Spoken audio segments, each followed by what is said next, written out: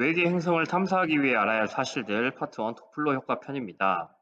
먼저 문제 상황에 대해 살펴볼 텐데요. 내가 프리즘을 가지고 어떤 별을 관측하여 분광형을 했을 때 이 별의 흡수선이 6일 전에는 여기에 흡수선이 나타나는데 하루 지나고 5일 전에는 그 기준보다 약간 밑에, 그리고 4일 전에는 더 밑에, 그리고 3일에는 그 밑에서 살짝 위로 올라온 상태, 하지만 기준면보다는 아래, 그리고 2일 전에는 기준면에 돌아왔다가 1일 전에는 기준면에 왔고요.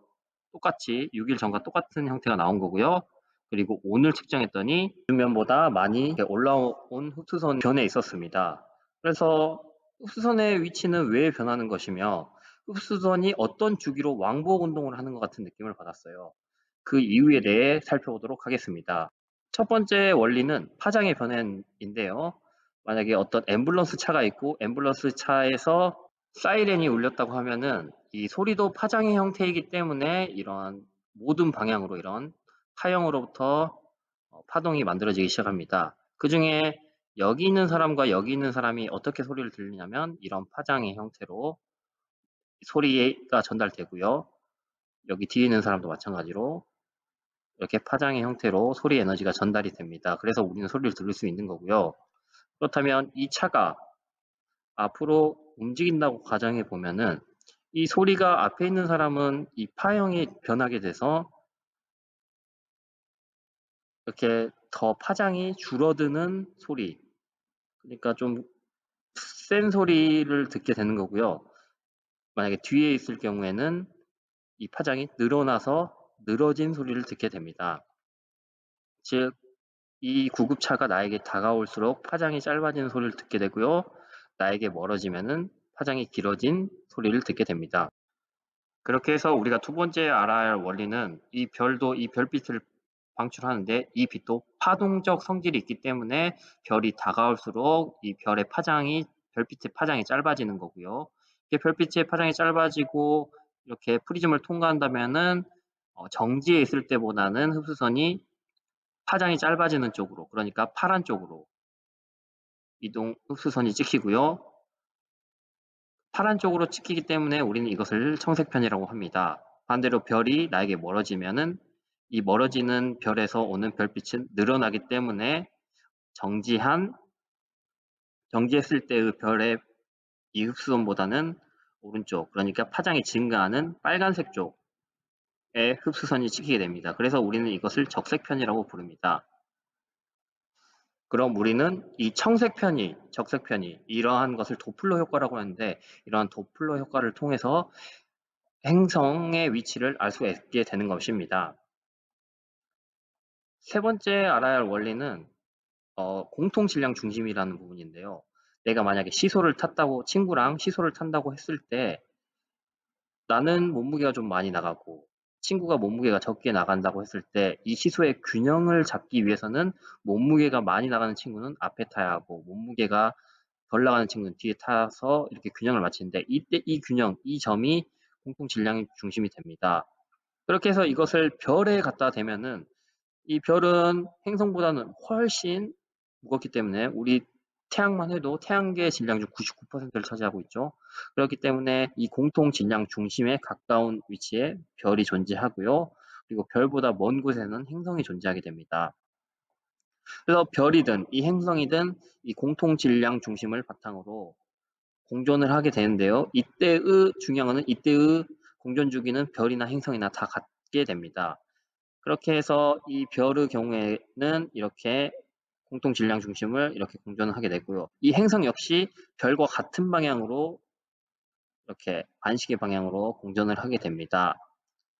그럼 우리가 이때 별은 실제로 움직이는 것을 확인할 수가 있는데요. 여기 있을 때는 별이 이쪽으로 움직이고 만약에 여기 있다고 치면 얘는 원운동을 하기 때문에 이쪽으로, 여기 있을 때는 이쪽으로, 여기 있을 때는 이쪽으로 이렇게 각각 1번, 2번, 3번, 4번, 5번, 6번, 7번, 8번 각각 다른 방향으로의 원운동이 일어납니다. 그래서 이것을 실제 별의 운동이라고 하고요. 우리가 한 가지 더 알아야 할 사실은 어떤 물체가 이쪽으로 날아온다고 쳤을 때 내가 여기 서 있고 물체가 이쪽으로 날아온다 쳤을 때 운동을 두 가지 성분으로 쪼갤 수가 있거든요. 나에게 오는 방향과 그리고 나에 대해서 90도로 하는 운동, 이 접선 운동 해서 운동을 두 가지 방향으로 쪼갤 수 있고요. 그리고 피타고라스 정리에서 이 운동은 시선의 제곱과 접선의 제곱으로, 접선 운동의 제곱으로 나타낼 수가 있습니다. 그러면은 이 별이 우리는 도플러 효과, 그러니까 시선, 나한테 오냐, 나한테서 멀어지냐, 이것만 필요하기 때문에 이 실제 별의 운동에서 나한테 멀어지는 거냐, 가까워지는 거냐라는 운동 성분만을 추출해야 합니다. 여기서 보면은 별이 요 1번에 있을 때는 이렇게 가기 때문에 나한테 다가오지도 않고 멀어지지도 않습니다. 근데 여기서는 이렇게 가는데 여기서 요 성분만큼이 나에게 멀어지는 성분이고요. 그리고 여기서는 모든 성분이 다 멀어지는 성분이 됩니다. 여기서는 이렇게 가는데 이렇게 가는 것 중에 나에게 멀어지는 성분은 요 정도만 있습니다. 그리고 반대로 여기서는 얘가 요렇게 오는데 그 중에서 나에게 다가온 성분은 이것만 있고 그리고 여기서는 모든 성분이 다 나에게 다가오고 여기서는 이렇게 가는데 이 중에서 이 성분만 다가옵니다. 이렇게 반을 찢어서 봤을 때 여기까지는 기준에서 멀어지고 여기는 기준에서 나에게 다가오게 되는 것입니다. 그래서 정리를 하자면은 별의 운동 중에 이 멀어지는 성분은 별빛의 파장을 늘려서 적색 편의를 가져오고요. 다가오는 성분은 별빛의 파장을 줄어들게 해서 청색 편의가 나타나게 됩니다. 그래서 마지막으로 정리하자면 내가 여기서 맨 처음에 이 별을 봤을 때는 이 별은 이쪽으로 움직이기 때문에 청색도 적색 편의가 없기 때문에 이 별빛으로 분광을 할 경우 흡수선이 기준면에 찍힙니다. 근데 여기서 봤을 때는 살짝의 멀어지는 성분이 있기 때문에 기준면보다 적색으로 치우치게 되겠죠. 그래서 살짝 적색 쪽으로 이동을 하게 되고요. 흡수선이. 그리고 이때는 멀어지는 게 최대이기 때문에 이 적색 편의가 최대를 찍습니다. 그리고 이때는 다시 멀어지는 게 조금밖에 없기 때문에 기준에서 조금만 적색 편의가 되는 거고요. 이때는 또 다시 밑으로 내려가기 때문에 다가오고 멀어지는 성분이 없기 때문에 기준에 찍히는 거고요. 그리고 이때는 이쪽으로 가기 때문에 살짝 다가오기 때문에 기준에서 청색 편의 현상을 보게 되는 거고요. 이때는 다가오는 성분이 최대이기 때문에 큰 청색 편의를 보게 됩니다. 그리고 마지막으로 이러한 시선 속도는 이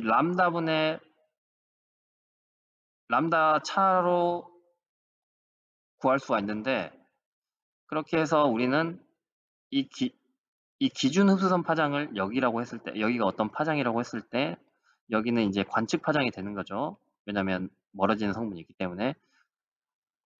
그래서 이 차이로부터 시선 속도를 구할 수 있게 되는 것입니다. 그러니까 이 빨간 얼마나 멀어지냐, 얼마나 최대이냐 이런 것을 알 수 있는데 그래서 이것을 정리하자면 시선 속도는 파장 변화량에 비례한다는 것입니다. 파장 변화량이 클수록 그러니까 많은 적색 편의 또는 많은 청색 편의가 나타날수록 이 시선 속도가 가장 최강이라는 거 보시면 되겠는데요.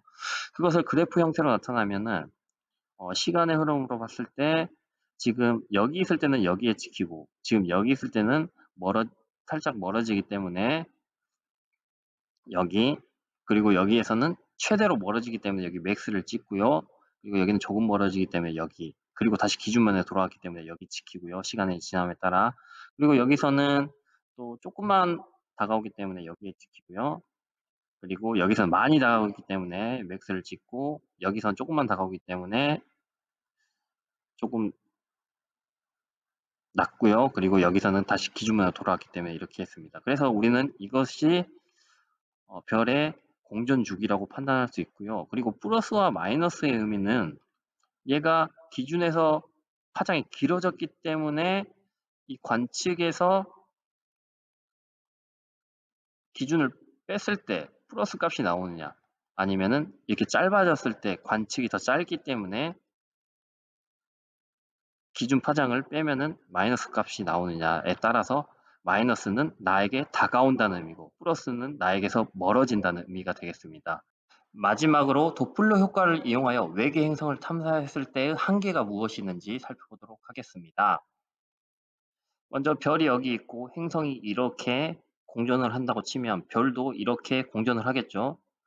그때 별이 공전할 때 별이 나에게서 멀어지고 이렇게 가까워지는 현상이 존재합니다. 이렇게 공전을 할 경우에는 이렇게 공전할 경우 그다음에 이렇게 다가와서 나의 프리즘을 통과해서 어떤 스펙트럼이 만들어지겠죠. 그러면은 다가오는 성분, 멀어지는 성분. 그러면 파장 변화가 있기 때문에 이런 도플러 효과를 활용할 수가 있고요.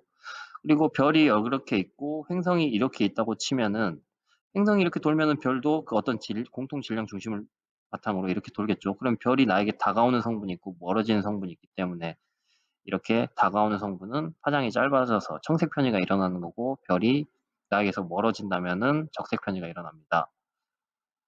그러나 별이 있고 행성이 이렇게 있다고 치면은 별은 이렇게 공존을 하게 되는데 이렇게 공존을 하게 되면 나에게 다가오지도 멀어지지도 않기 때문에 이런 도플러 효과에 대한 청색 편이 또는 적색 편이가 나타나지 않아서 행성이 있는지 없는지 모르게 됩니다. 즉 시선 성분이 없기 때문에 도플러 효과로 이 행성의 유무를 판단할 수 없고요. 그래서 마지막으로 정리하자면 나의 시선과 행성의 공존 궤도가 90도보다 작아야 한다 이 말입니다. 행성의 공존 궤도와 나의 이 시선 방향이 90도보다는 작아야 최소한 요렇게는 돌아줘야 그래야 여기 있을 때는 이쪽을 내려가면서 이 방향으로 멀어지는 성분이 생기고 여기서는 이렇게 가는데 나에게 다가오는 성분이 조금이라도 생기기 때문에 그렇습니다. 이렇게 해서 외계 행성 탐사하기 위해 알아야 할 사실을 도플러 효과편 마치도록 하겠습니다.